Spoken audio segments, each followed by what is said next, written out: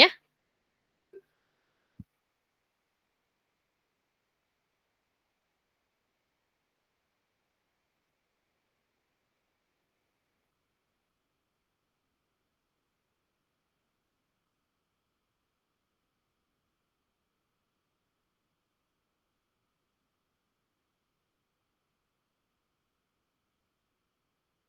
Okey. Aisyah masuk link yang first tu dulu ya. Nanti kalau kita dah habis link yang first, habis chapter respiration, kita pergi ke chapter 9.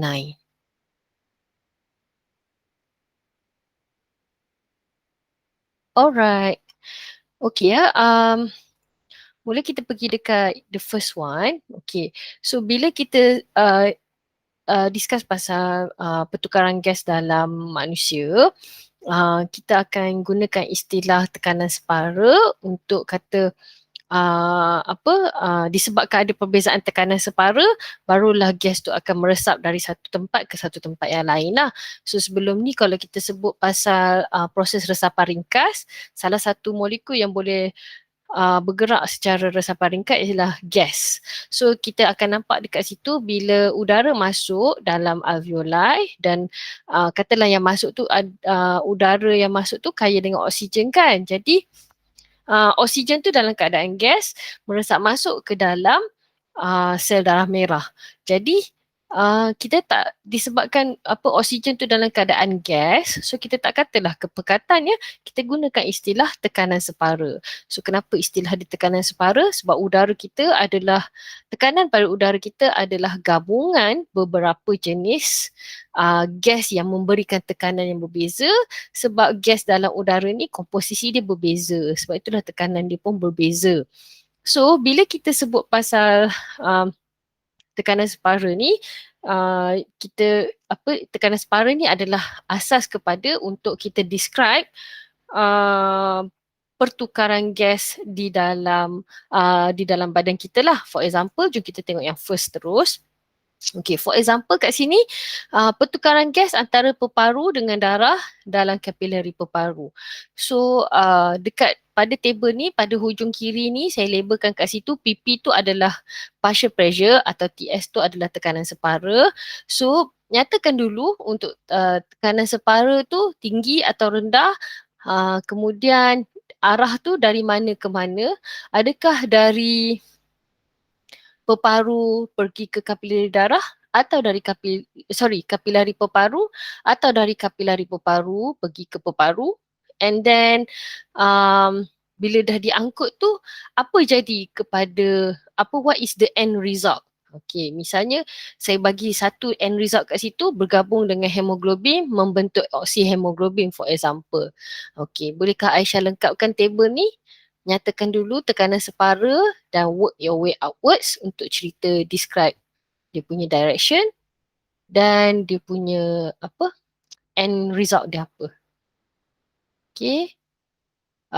TS bahasa Melayu kat bawah kan, TS tu ialah tekanan separa. So tekanan separa oksigen dalam peparu tinggi atau rendah, dalam kapilari peparu atau kapilari darah tinggi atau rendah. Begitu juga dengan karbon dioksida lah. Tekanan separa karbon dioksida dalam peparu tinggi ke rendah dan seterusnya. Boleh draw kan? So what's happening? I'm deeply sorry, sir. Adik, We why have a you do serious that? problem. Shh. Sorry kejap ya. Alright. Okay, are you okay? Boleh ke Aisyah? Okay, okay. Boleh teacher. Okay, sorry, ada gangguan sebentar tadi.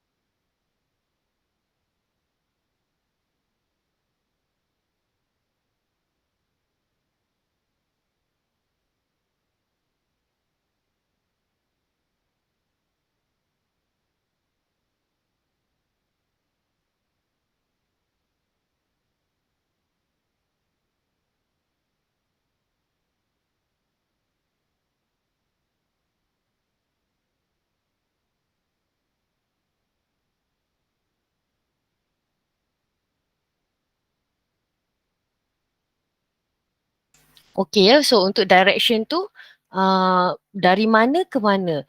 So obviously lah bila kita sebut pasal simple diffusion, bahan tersebut akan bergerak dari kawasan yang tinggi ke rendah kan. So untuk peparu, siapa yang akan bergerak? Oksigen ke karbon dioksida akan bergerak dari mana ke mana untuk akan masuk ke dalam dia, maksud saya sorry.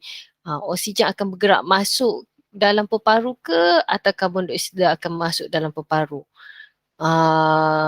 Untuk kapilari darah, oksigen yang akan masuk dalam kapilari darah ke atau karbon dioksida yang akan masuk ke dalam kapilari darah?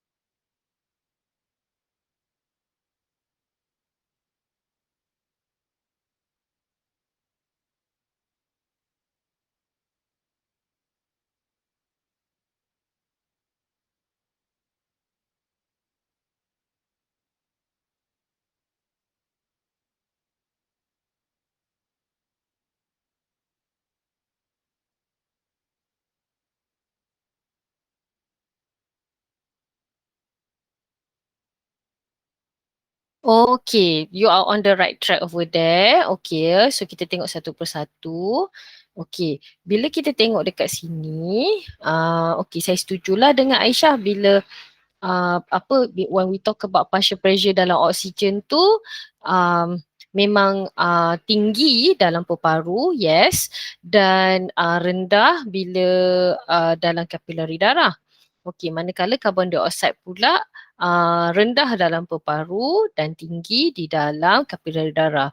Disebabkan itu, karbon dioksida akan diffuse into atau meresap masuk ke dalam paru-paru, manakala oksigen pula akan meresap masuk ke dalam kapilari darah. So in terms of transport, okay, bila karbon dioksida masuk ke dalam alveolus, apa jadi dekat situ? Dia akan dikeluarkan lah semasa proses respirasi kan. So in terms of transport dekat situ, remove kan, karbon dioksida dikeluarkan melalui hidung dan mulut. Okey, itulah statement untuk transport atau expel. Kenapa expel? So dekat sini kita expel CO2 lah. Kita expel CO2 melalui hidung dan mulut. Okey? So, itu dia punya flow untuk peringkat antara salur darah atau kapilari darah di dalam peparu dengan peparu itself lah, atau lebih tepat lagi dengan alveolus itself lah. Okey, sekarang ni kita tengok pula darah tu dari bila masuk ke dalam kapilari darah dalam peparu, dia dah kaya dengan oksigen dan bergerak pergi ke sel-sel badan. So bagaimana pula proses exchange dekat sel-sel badan? Apa yang berubah pula kat sini in terms of tekanan separa, in terms of uh, arah pergerakan oksigen karbon dioksida dan sebagainya. Silakan.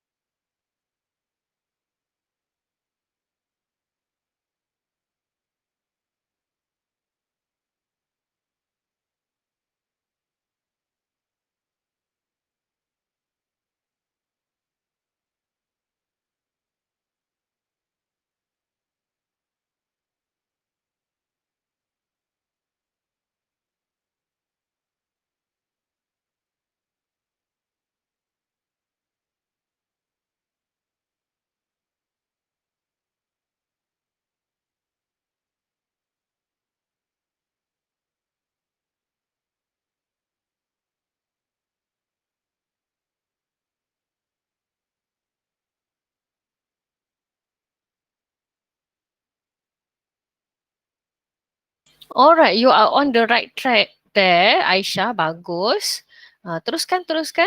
So, oksigen digunakan untuk apa dan kapilar karbon dioksida jadi macam mana? Teruskan.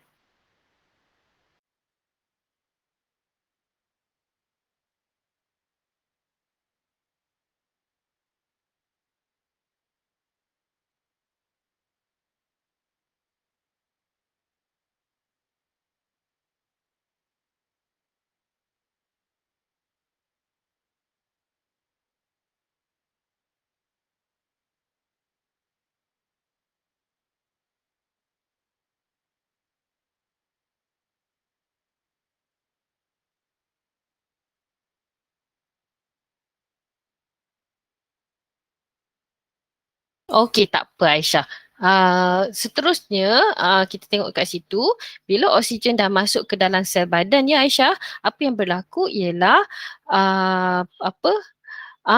Yes, very good. Okey, yang berlaku kat situ, ya terurai. Yes, terurai membebaskan oksigen. Okey, boleh. Disebabkan tekanan separa rendah tu tak tulis pun tak apa sebab atas tu dah ada kan. Oksigen hemoglobin akan terurai, membebaskan oksigen dan oksigen tu pergi mana? Oksigen tu masuk ke dalam sel badan untuk proses respirasi sel. Part yang bawah ni tak tulis pun tak apa sebab Aisyah dah tulis dekat atas tu kan. So tak apalah, it's okay. Hmm. So macam tujuan saya buat dalam bentuk jadual ni supaya boleh nampak dia punya sekejap salah. Arrow tu patut ke atas lagi. Macam ni. Syah dah mention ke atas. Tak cukup atas. Atas lagi sekejap Aisyah dah mention dekat sini. Allahu Akbar. Alright. Aisyah dah mention dekat row atas sekali. So tak apalah. Okay, bagaimana pula dengan karbon dioksida? Okay ya. So memang cantik lah kat situ perkaitan dia. Partial pressure tekanan separuh oksigen rendah dalam sel badan, tinggi dalam kapilari darah. Okey, jadi oleh sebab itu oksigen hemoglobin akan terurai membebaskan oksigen dan oksigen meresap masuk ke dalam sel badan untuk proses respirasi sel.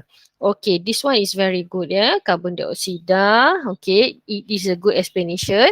Karbon dioksida meresap dari sel badan pergi ke dalam kapilari darah. So once dia masuk dalam kapilari darah, apa yang berlaku dekat situ? Itu yang kita kena cerita lebih detail lah sebab cara angkut karbon dioksida sedikit berbeza dengan cara angkut oksigen. So, okay. Dalam tak apa, yang ni tak apa. Yang ni kita saya tukar kepada draw function, tak jawab pun tak apa ya sebab kita nak fokuskan kepada yang the next part. Okay, dalam bila kita discuss mengenai cara nak angkut karbon dioksida, okay, cara nak angkut karbon dioksida ni ada 3 cara. Pertama sekali ialah combine atau bergabung dengan hemoglobin membentuk karbaminohemoglobin. Very small percentage diangkut dalam bentuk asal lah, dalam bentuk karbon dioksida ya. Okey, tetapi most of the 70% of the carbon dioxide produced in our body, 70% diangkut dalam bentuk ion H+ dan HCO3- ya. So karbon dioksida tu ada dalam HCO3- ni lah. Sekejap ya. I need to make it bigger. Sekejap. Okay ya. So diangkut dalam bentuk H+ dan HCO3-. So HCO3- karbon dioksida tu dalam ion bikarbonat tu lah HCO3-. Jadi macam mana proses untuk menghasilkan karbonik asid ni berlaku? Bila kita tengok dekat sini, sekejap ya. Okay, bila kita tengok kat sini, apabila proses respirasi sel berlaku, karbon dioksida tadi macam Aisyah mention, karbon dioksida tadi meresap daripada kawasan sel masuk ke dalam kapilari darah. Bila masuk ke dalam kapilari darah, macam kita mention, dah discuss dulu, antara komponen darah ialah air. So karbon dioksida bertindak balas dengan air. Bertindak balas dengan air kat sini membentuk asid karbonik. Asid karbonik ni, proses ini dimangkin oleh enzim carbonic anhydrase. Jadi bila asid karbonik ni terhasil, dia akan masuk ke dalam plasma darah, dan plasma darah ni kan mainly water, dan bila asid larut dalam air, dia akan terpisah lah jadi dua ion, iaitu H plus dengan HCO3 minus. So kalau ditanya karbon dioksida tu diangkut dekat mana? Dekat sini lah. CO2 tu ada dekat sini. Dekat HCO3 minus tu ya. So bila dia dah terbentuk terurai jadi H plus dengan HCO3 minus ni, begitulah cara karbon dioksida, majoriti karbon dioksida diangkut sampai ke peparu. Selepas itu, bila sampai ke peparu, apa yang berlaku dekat situ? Itulah yang tadi Aisyah nyatakan, karbon dioksida ni nak meresap masuk balik ke dalam peparu kan? Nak meresap ke dalam peparu sebab tekanan separa karbon dioksida dalam peparu atau dalam alveolus is very low. So what happened there? Yang berlaku dekat sini ialah disebabkan ada perbezaan tekanan separa macam Aisyah pointed out just now. Jadi ini akan merangsang enzim yang sama iaitu carbonic anhydrase untuk menggabungkan semula dua ion tadi membentuk carbonic acid dan diuraikan menjadi carbon dioxide dan water lah. So proses ini adalah satu contoh enzim yang sifat dia ialah menjalankan proses secara berbalik. Kan kita ada belajar salah satu sifat enzim ialah ada tindak balas dia, tindak balas berbalik. Contohnya enzim ni lah. Okey, lepas tu bila dia carbonic acid ni dah membentuk carbon dioxide and water, dia masuk ke dalam lung capillaries dan dikeluarkan semasa exhalation. Kita kan bahasa Melayu. Masuk ke dalam meresap ke dalam peparu ya, bukan dalam kapilari peparu, meresap ke dalam peparu dan dikeluarkan semasa hembusan nafas. Okey, settle part tu. Maknanya nanti bila kita belajar homeostasis, kita akan tengok kepentingan pembentukan H plus ni ya, sebab kewujudan H plus ni lah berlaku detection of tahap keasidan darah. Jadi barulah badan kita boleh buat tindak balas homeostasis untuk membetulkan balik keadaan darah yang berasid akibat karbon dioksida terlalu banyak. Okey, sekarang ni jom kita tengok isu-isu kesihatan yang berkaitan dengan sistem pernafasan. Okey, contoh yang pertama yang ada dekat sini ialah chronic obstructive pulmonary disease atau COPD. Kita dapat lihat dekat sini disebabkan oleh pendedahan kepada bahan-bahan yang merengsakan kita punya salur pernafasan, seperti asap rokok yang panas misalnya kan, asap tu kan panas kan. So ini akan menyebabkan kita punya bronchiol menjadi membengkak, dan bila dia membengkak, dia akan menyebabkan kita punya bronchiol tu jadi sempit dan lalu tersumbat. Jadi bila diameter bronchiol ni menjadi sempit, jadi tersumbat, maka aliran udara pun berkurang, jadi kita nak bernafas pun susah. Dan pada masa yang sama, sebagai tindak balas badan kita untuk keadaan yang menyakitkan inilah, merengsakan, basically inflammation tu berlaku sebab apa yang kita inhale itu adalah menyakitkan kita punya bronchiol. Jadi sebagai nak kata dia punya respon untuk ke atas kesakitan tu, badan kita mengeluarkan mucus yang banyak. Jadi itu yang dikatakan sebagai keadaan yang berair pada paru-paru kita. Bukan berair literally ada air, tapi ada mucus yang banyak. Pada masa yang sama, uh, sebelum ini dalam struktur respirasi yang normal, mucus ni ditolak daripada bronchiol naik ke kita punya hidung supaya habuk-habuk yang diperangkap oleh mucus ini ditolak pergi ke kawasan hidung untuk dikeluarkan daripada badan kita. Siapa yang tolak? Silium yang tolak. Jadi disebabkan keadaan yang membengkak, mucus yang banyak, ini akan menyebabkan silium atau silia yang melapisi bronkiol tu jadi rosak. Silium tu bulu-bulu halus yang boleh menolak dan menyingkirkan mucus dari kawasan bronkiol naik ke atas pergi ke hidung. Tapi isu dia sekarang silium pun rosak disebabkan oleh keadaan yang membengkak, menyebabkan silium ni bertindih antara satu sama lain, lepas tu nampak kat situ. Mucus yang berlebihan ni pun mengganggulah kerja-kerja silia ni. Okey. Seterusnya ialah penyakit asma. So asma ni adalah penyakit yang menyebabkan kesukaran bernafas.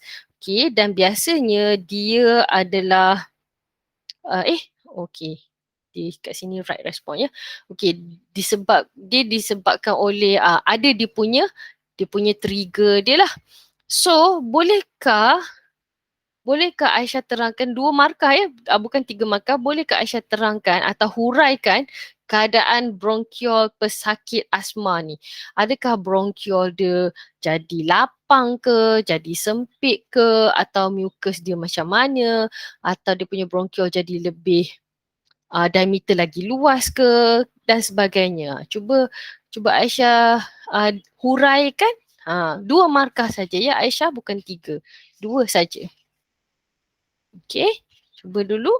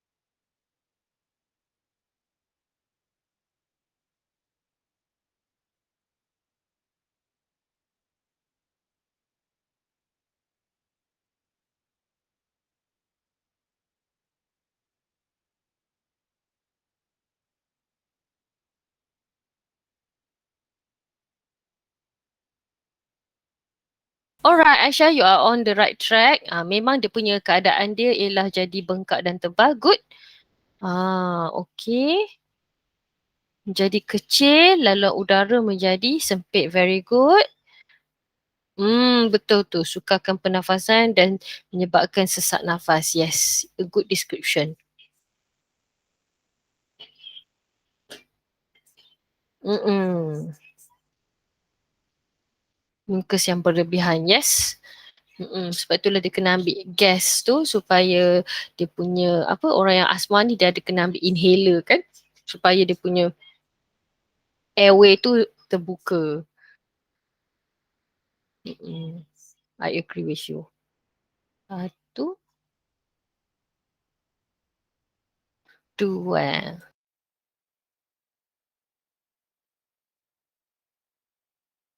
Okay, good job Aisyah. I agree with you.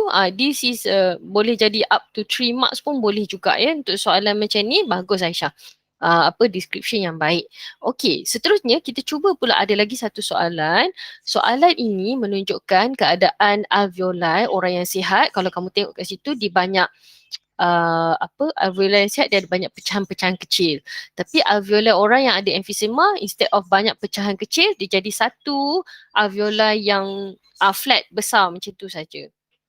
So ini adalah condition orang yang ada emphysema lah. Alveoli dia tu dah jadi bergabung jadi satu alveoli yang besar. Satu alveolus yang besar.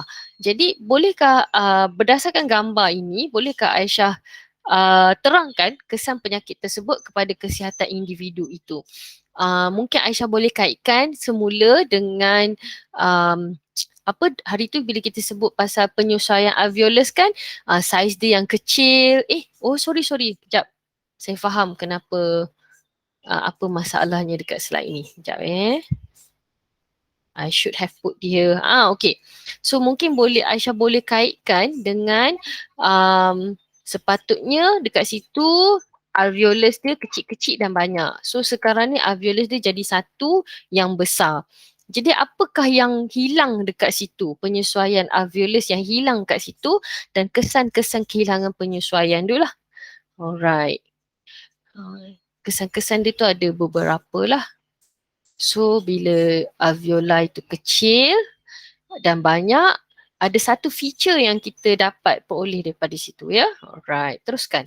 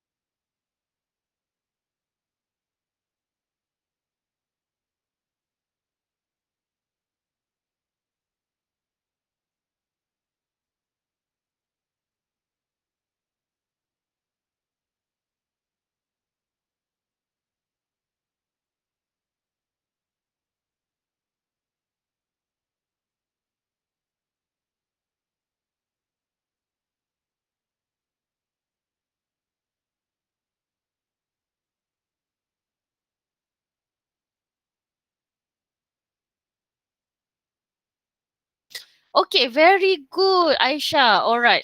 Shh, shh, shh. Okay, ya. So, I agree with you. So, secara normalnya bilangan alveolus adalah kecil, manakala emphysema adalah besar. Okay, tidak elastik satu, tidak boleh mengembang semasa menarik nafas dan tidak boleh mengecil. Okay, good. Pernafasan jadi pendek. Okay, membesar dan pecah. Good. Kalau soalan ini, soalan yang sama di sit down adik, sit down. Sit down, sit down. Sit down, you drink over here. Sorry, kejap ya. Okay, jadi untuk ini, sorry. Yang Aisyah tulis ni boleh dapat 4 markah. Kalau soalan yang sama, dia minta elaborate sampai 6. Saya suka untuk kembangkan idea Aisyah pasal hmm, apa? Allah Akbar. Pasal yang apa Aisyah sebut pasal alveolus, size alveolus tu kan. So bila apa pesakit emphysema ni, sebab alveolus dia jadi besar, dia kehilangan jumlah luas permukaan. Jumlah luas permukaan untuk pertukaran gas berkurangan. Oleh itu, apa mengurangkan bilangan oksigen yang dapat dihantar pergi ke tisu-tisu badan. So menyebabkan juga boleh menyebabkan orang tu jadi lesu dan sebagainya lah. So soalan yang sama kita boleh cakap daripada dua aspek lah. Alright Aisyah, good job. Sekarang ni Aisyah kita nak pergi ke um, apa nota yang kedua sebab kita nak masuk ke chapter yang seterusnya iaitu chapter 9. So Aisyah terus klik pada link yang saya bagi tu sementara saya buka ya. Yang ini saya akan convert kepada student paste sebab nanti Aisyah nak access lah. Okay. Sekejap ya, saya buka chapter 9 punya. Hopefully yang chapter 9 ni pun kita boleh pergi dengan pantas ya. Uh, apa tu? Um, Aisyah nanti SBP, trial SBP bila ya? Dan macam mana SBP nak buat trial dia? Ke tak ada? Ke macam mana? Hari tu dia cakap bulan 11 tapi tak tahu masuk sekolah bila. Oh, sebab sekolah patut buka bulan 10 kan? Uh, Alright. Sempat lagi dah ni. Okay. New device pula. Kejap ya. Saya buka. This one. Alright, so saya tukar. Saya share this tab. Already done. Alright, and then saya buka dia punya dashboard sebentar ya. Dashboard dia lambat pula dia buka dashboard dia ni. Okey Aisyah, sekarang ni kita nak tengok sistem pencernaan pula. So untuk sistem pencernaan, hmm.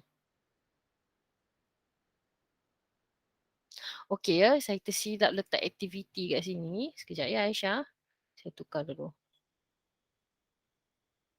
Okey, so untuk sistem pencernaan, kita buat sedikit recap. Aisyah label dulu diagram yang ada dekat sini. Tak perlu tulis nama penuh. Aisyah je tulis nombor saja. Misalnya struktur apa, usus kecil dekat struktur mana, tulis nombor 1 pada struktur tersebut. Rektum dekat mana, tulis pada nombor 2 dekat struktur tersebut, dekat dalam circle tu ya. Aisyah nak tengok Aisyah boleh kena pasti tak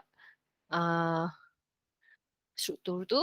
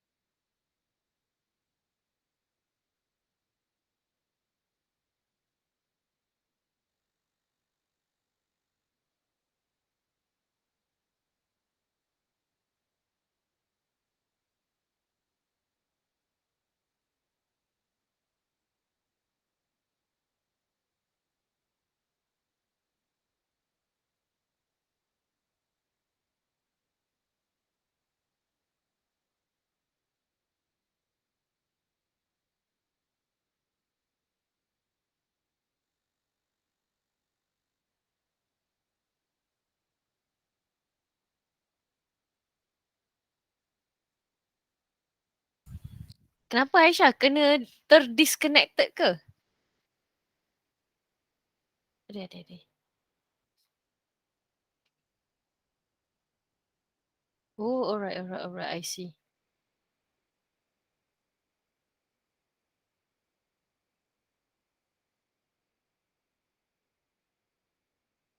Okay, kenapa internet ni ke? Internet tak stable ya? Haa, haa, tu je. Alright, tak apa. Saya perasan dekat paddock ni pun kamu terkeluar ni.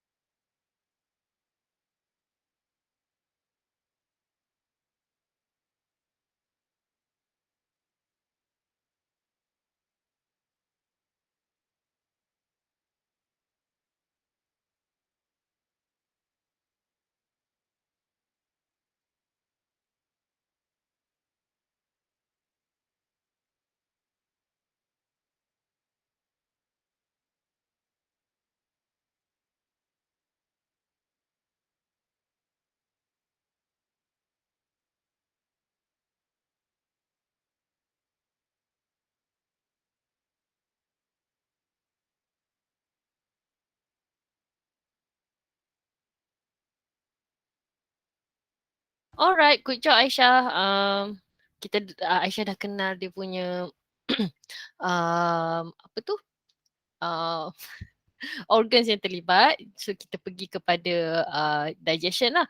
So kita tahu pencernaan adalah basically satu proses yang kita perlukan untuk break down atau uraikan makanan yang kita makan, sebab makanan yang kita makan adalah dalam bentuk polimer, bentuk molekul yang kompleks macam kanji, macam protein kan. Jadi kita perlu break down kita punya makanan supaya dia dalam bentuk monomer yang macam kita bincang dalam komposisi kimia hari tu. Kalau protein dalam bentuk asid amino, kalau kanji dalam bentuk glukos. Sebab bentuk-bentuk yang basic ni lah yang sel kita boleh serap dan boleh guna untuk proses-proses seterusnya. Jadi proses pencernaan ni dia ada dua lah kat sini, iaitu Yang ni tak payah jawab pun tak apa ya. Proses dia ada dua, satu fizikal, satu kimia. Kalau proses fizikal, mekanisme dia ialah mengunyah makanan dan proses peristalsis. So mechanism one tu adalah chewing, mengunyah dan peristalsis. Yang kedua adalah perembesan enzim.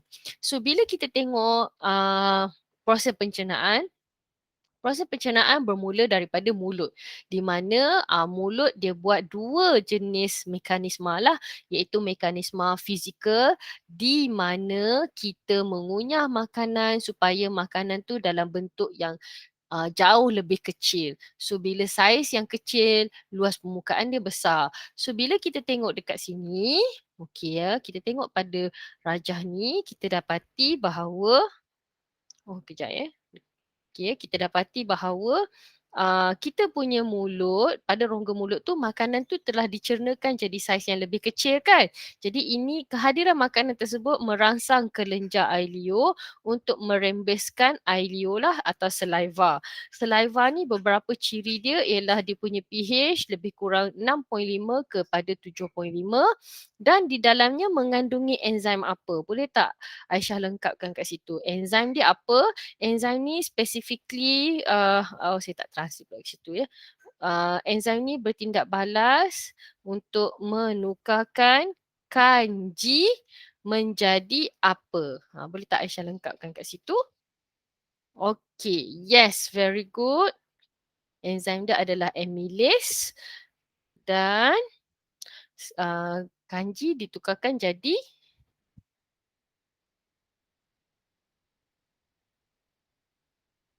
yes, jadi maltosa. Very good. So, nanti kita akan tengok dalam proses pencernaan, amylase ni dikeluarkan lebih dari satu tempat. So kita sebutlah, kita ada juga beberapa orang, beberapa rujukan disebut sebagai amylase ilio atau salivary amylase lah. Sebab nanti kita akan jumpa pancreatic amylase. Dia punya asal usul tu ada sebab dia lah kenapa kita bagi nama macam tu kan. Nanti kita tengok ya. So for the next part, fungsi epiglottis ni ni pun tak apa ya.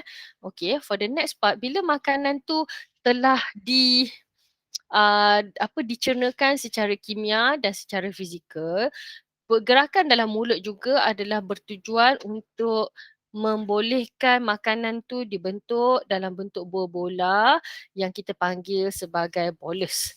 So bolus ni senang untuk lebih mudah untuk ditelan dan bila dia bergerak dalam esophagus yang sempit tu, pergerakan dia lancar lah. Okay. So apabila makanan bergerak daripada mulut nak masuk ke dalam esophagus, dia akan melalui satu dia akan lalu satu opening antara, nak kata apa ya, dia akan lalu, kejap ya. Sebentar ya. Sepatutnya gambar ni bergerak, so saya nak buka gambar yang bergerak. So that I want to show you bila makanan tu turun, sebenarnya dia berada di persimpangan antara dua salur. Satu trakea, satu lagi ialah esophagus. So dekat situ kita akan tengok fungsi epiglottis. Macam mana epiglottis tu berfungsi kat situ ya. Kejap, ada gambar dekat sini. Okey. Saya share kat sini. Okay, so kalau Aisyah tengok dekat dalam Google Meet, saya ada share gambar kat situ. Pergerakan makanan tu, kalau dia pergi straight, dia akan masuk ke dalam esophagus terus. Okay, bolus tu akan masuk dalam esophagus terus. Tetapi dia ada juga kemungkinan dia boleh terpesong sikit pergerakan dia, boleh masuk ke dalam trakea. So sebab itulah ada fungsi epiglottis kat situ lah, iaitu untuk menutup trakea semasa kita menelan makanan so that makanan tu bolus tu tak termasuk dalam trakea. Kalau tak kita kena jadi apa tu nama dia? apa tu jadi tercekik lah. Itu yang tercekik yang kita kena buat Heimlich maneuver tu. Yang Heimlich maneuver kena tekan perut dengan kuat, menghasilkan tekanan untuk tolak bolus tu keluar daripada trakea. Itu basically Heimlich maneuver. Okey, jom kita kembali kepada kita punya pedek tadi balik. So, sebila dah masuk ke dalam esophagus, makanan digerakkan ke arah bawah, ke arah perut melalui proses peristalsis. Sebab kita punya esophagus ni terdiri daripada otot licin yang boleh mengecut dan mengendur, dan pengenduran ni berlaku berterusan sampailah bolus tu tiba ke dalam perut. So bila tiba ke dalam perut, okey, kita kenal dulu organ perut punya cross section ya. So perut punya cross section ni, perut punya cross section ni, kita panggil perut ni adalah organ sebab dia terdiri daripada beberapa jenis tisu. Ada tisu otot licin, ada tisu salur darah, ada tisu epitelium dan sebagainya lah. So untuk menceritakan proses digestion, part mana yang berkaitan dengan untuk digestion, inilah part epitelium yang ada pada permukaan um, organ perut ni. Sebab pada tisu epitelium perut, dia ada 3 jenis sel yang specialized, iaitu sel mucus, sel parietal dan juga chief cell atau sel utama. So pada slide seterusnya ini, bolehkah Aisyah nyatakan dekat sini satu at least satu fungsi mucus, dan nyatakan satu fungsi hydrochloric acid, at least satu ya, dan lengkapkan proses dekat sini lah. Sebab kita tahu di dalam perut berlaku pencernaan protein. Jadi protein tu converted jadi apa apabila bertindak balas dengan enzim apa. Okey, cuba lengkapkan dulu. At least bagi satu je fungsi ni, cukup dah. Satu fungsi mucus, satu fungsi asid hidroklorik, dan lengkapkan word equation dekat bawah tu. Okey, persamaan perkataan untuk tindak balas pepsin.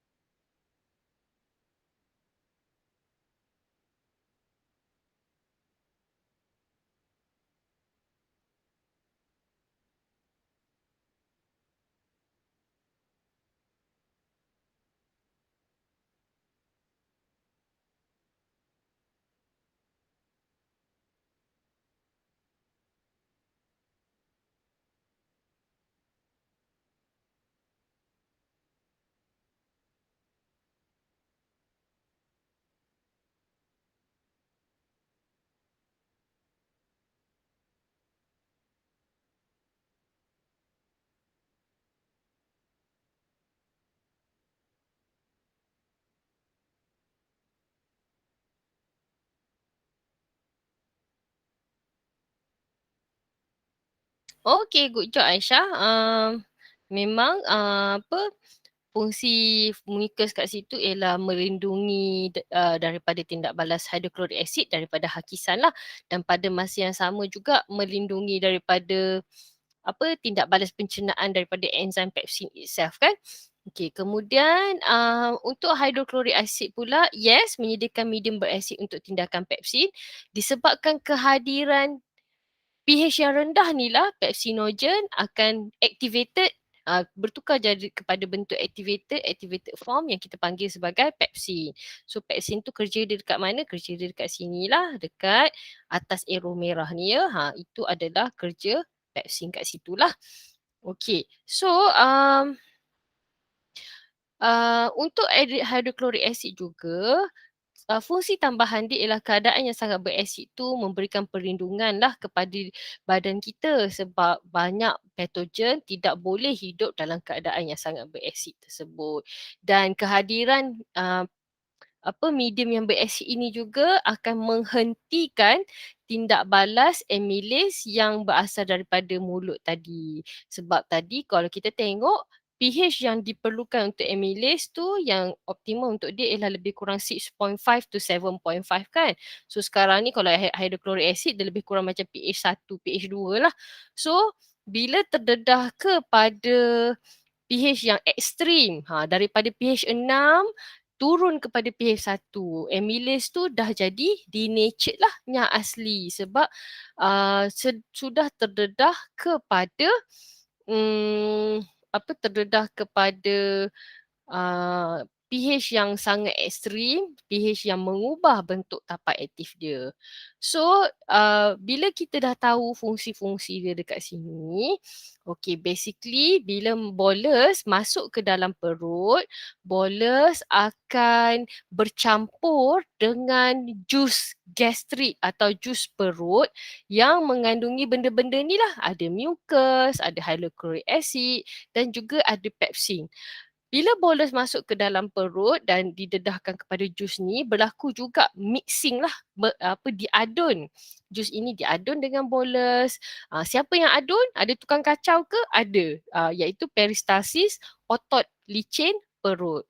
So bila otot perut kita mengecut dan mengendur ototnya, ini akan menggerakkan bolus supaya lebih banyak bolus terdedah dengan tindak balas pepsin dah supaya pepsin boleh menukarkan protein menjadi polipeptida. Apabila bolus ni tadi dia dah bercampur dengan jus perut, kita dah tak panggil dia sebagai bolus lah, dia dah jadi medium yang separa cecair, kita panggil sebagai kim. Okay, kita panggil sebagai kim. Saya tulis kat atas ni ya. Okay, kim. So kim ni akan keluar daripada perut masuk ke dalam duodenum. Okey, sebelum kita pergi ke bincang pasal duodenum, saya ingin share kat sini satu soalan yang berkaitan dengan apa yang kita dah discuss setakat ini. Okey, kita tengok jadual ini dulu ya. So dekat jadual ini dia tunjukkan ada sekumpulan murid disiasat kesan pH terhadap pencernaan kanji. Jadi dia buat kat sini pada pH 3 sampai pH 8 dia tengok berapa lama masa yang diperlukan untuk digest mencernakan kanji, amount kanji yang sama. So didapati daripada pH 3 sampai pH 8, dekat pH 7 lah masa yang diambil tu paling pantas. Kita tengok kat situ ya, 7 kan. Okey, so berdasarkan apa yang dapatan mereka ni, adalah seorang murid ni cakap, salivary amylase atau amylase ileum ni lah yang mencernakan kanji dalam usus kecil. Okey, dia buat kesimpulan kata, bila dia tengok proses pencernaan ni, dia rasa bila berlaku pencernaan kanji dalam usus kecil, amylase yang cerna tu ialah amylase daripada ileum. Adakah Aisyah setuju dengan pernyataan berikut? Jika setuju, kata kenapa setuju. Kalau tak setuju, terangkan kenapa Aisyah tak setuju. Betul ke pencernaan dekat pencernaan kanji dekat amylase tu, dekat duodenum usus kecil tu dibuat oleh amylase ileum atau tak betul? Betul ke tak betul? Dan terangkan kenapa ya.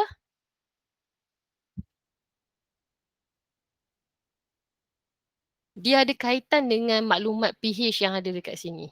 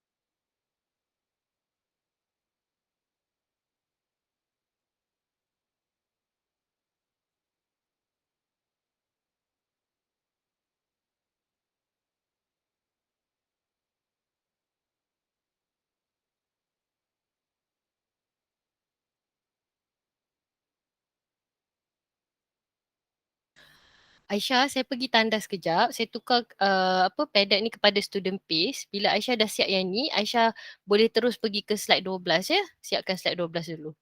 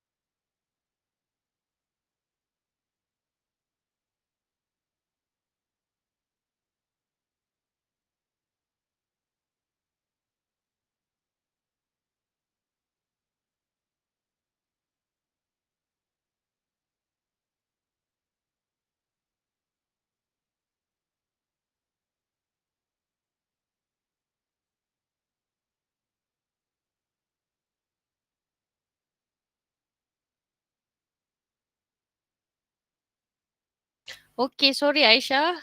Thank you for your feedback. Sekejap ya. Saya kembali kepada slide saya kembali kepada slide tadi ya. Alright. So, saya setuju dengan Aisyah. Memang taklah kan. Kalau bila dah sampai ke usus kecil tu, kena buat.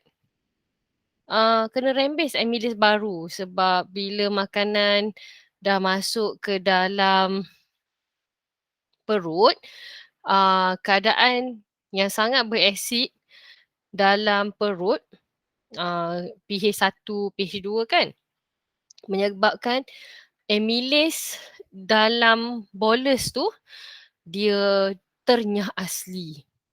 Jadi once amylase daripada iLeo masuk dalam perut, dia ternyah asli, bentuk dia berubah, dia dah rosak, dia dah tak boleh lagi cerna kanji dalam perut. Jadi bila kita discuss duodenum nanti, duodenum kena tunggu pula amylase daripada pankreas untuk sambung pencernaan kanji di dalam duodenum. Bercakap mengenai duodenum, okay, jom kita pergi ke slide seterusnya ni. Okay, bolehkah Aisyah identify struktur-struktur yang ada dekat sini? Yang mana satu rectum, mana satu jejunum, duodenum, ileum dan usus besar. Just bawa saja ikon tu pergi ke dia punya circle yang ada kat situ lah. Mana-mana satu ya. Ikon tu dekat sebelah kanan ya. I think kat sebelah kanan tadi. Okay, ya betul dekat sebelah kanan. Alright.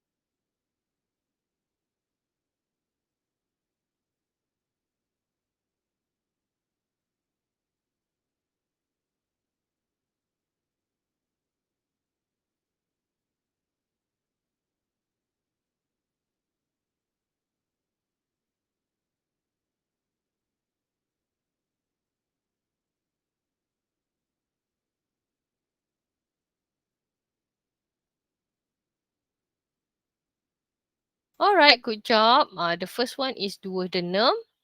Lepas tu followed by, okay, the second one is jejunum, and then yang ketiga ialah ileum. Yang besar kat belakang tu large intestine, yang bawah sekali tu adalah rectum lah. Very good. Okay, so apa yang berlaku dekat duodenum? Okay ya. Dekat sini ada right response sebab apa ya? Oh, fungsi bile. Okay, tak apa. Yang ni tak apa. Tak payah jawab. It's okay. Sekejap ya, saya nak tukar kepada, tak perlulah, tak apa. Okey, apa yang nak sebut tadi? Okey, untuk di dalam duodenum itself does not secrete any enzyme. Dia tak rembes enzim, tapi dia terima rembesan-rembesan daripada hati dan juga daripada pankreas lah. Untuk hati, specifically pundi hempedu, dia merembeskan hempedu yang berfungsi untuk menetralkan kim yang berasid tadi tu.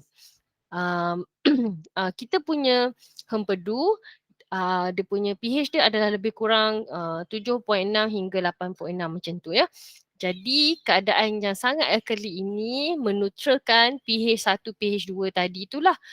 Pada masa yang sama, fungsi bile ini juga, fungsi hempedu ini juga adalah untuk mengemulsifikasikan lipid dengan memotong atau menguraikan lipid kepada titisan-titisan kecil. Jadi proses yang hempedu ni buat, kita tidak kira sebagai proses tindak balas kimia lah. Dia adalah tindak balas fizikal sebab perubahan lipid tu menyebabkan perubahan fizikal saja, daripada saiz lipid yang besar jadi saiz lipid yang kecil-kecil membentuk titisan. Okey, manakala untuk pankreas pula, pankreas merembeskan 3 jenis enzim, iaitu amylase. Sebab itulah ada setengah reference dia emphasize on bagi nama sebagai amylase pancreas supaya nak differentiate lah. Hok ni amylase dari pancreas, hok ni amylase daripada ileo misalnya. So amylase, trypsin dengan lipase dirembeskan oleh pancreas untuk mencernakan, untuk amylase mencernakan kanji, trypsin untuk mencernakan polipeptida dan lipase untuk mencernakan lipid. So, bila kita tengok dekat istilah emulsifikasi tadi, ini yang saya sebutkan macam mana emulsifikasi lipid ni dilakukan oleh hempedu. Lipid ni saiz dia besar. Jadi bila garam hempedu garam hempedu ni melekat pada titisan-titisan lipid, dia menyebabkan titisan-titisan lipid tu tak boleh recombine. Sebab nampak tu, garam hempedu tu meliputi keliling lipid, menghalang daripada lipid ni bergabung semula. So bolehlah lipase buat tindak balas ke atas dia ya. So okay. Okey, so berdasarkan apa yang kita dah tengok tadi, okey, ada satu statement kat sini, amylase dari pancreas, tadi isu kita dah bincangkan isunya tadi ialah amylase dari ileo tidak lagi mencernakan enzim dekat usus kecil. Sekarang ni bolehkah Aisyah terangkan kenapa pencernaan enzim oleh amylase yang dirembeskan oleh pankreas tidak dijejaskan oleh asid perut? Boleh terangkan kenapa pencernaan enzim oleh amylase boleh diteruskan dekat pankreas dan tidak terjejah oleh asid perut. Tadi amylase ileo tadi dia tak boleh nak cerna sebab asid perut. Tapi once sampai usus kecil boleh pula amylase bekerja. Kenapa? Boleh Aisyah explain?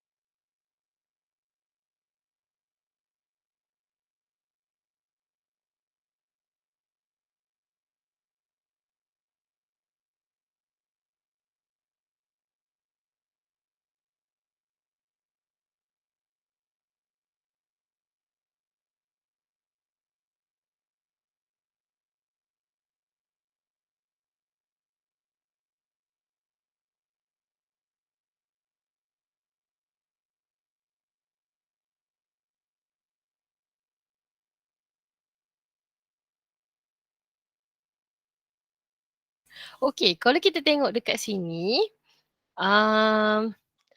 Emilis tadi, dia memerlukan pH berapa untuk dia bekerja. Jadi, sebelum ni asid perut keadaan berasid. Sekarang bila dekat usus kecil, dia dapat tak pH yang sepatutnya? Dan kalau dia dapat pH yang sepatutnya, siapa yang bagi?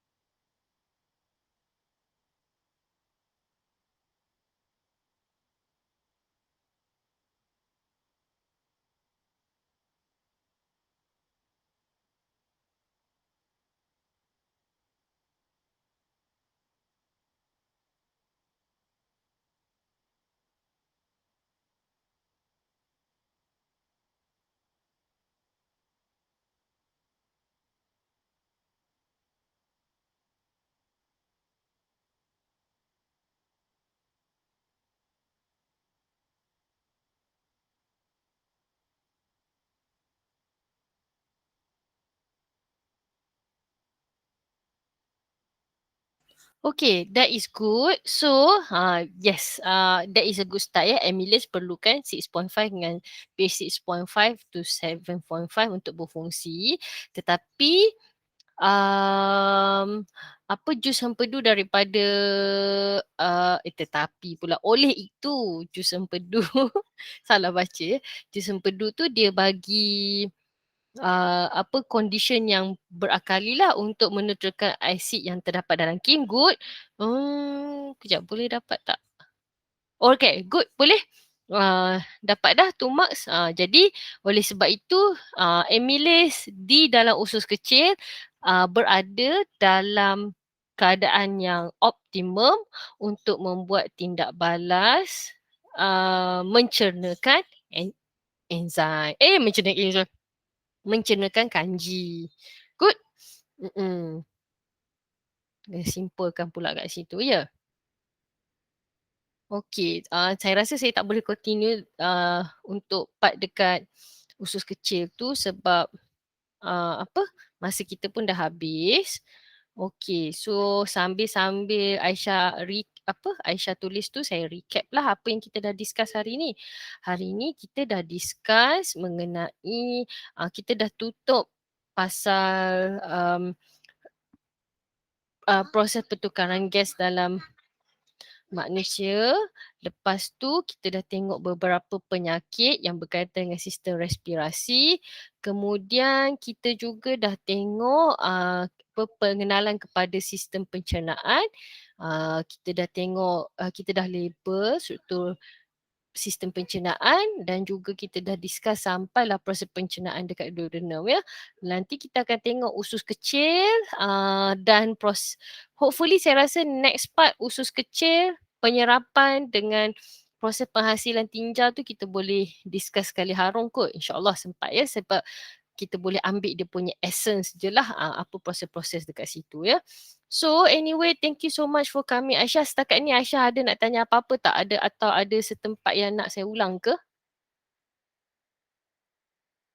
Tak ada teacher. Tak ada ya, boleh follow ya. Alright.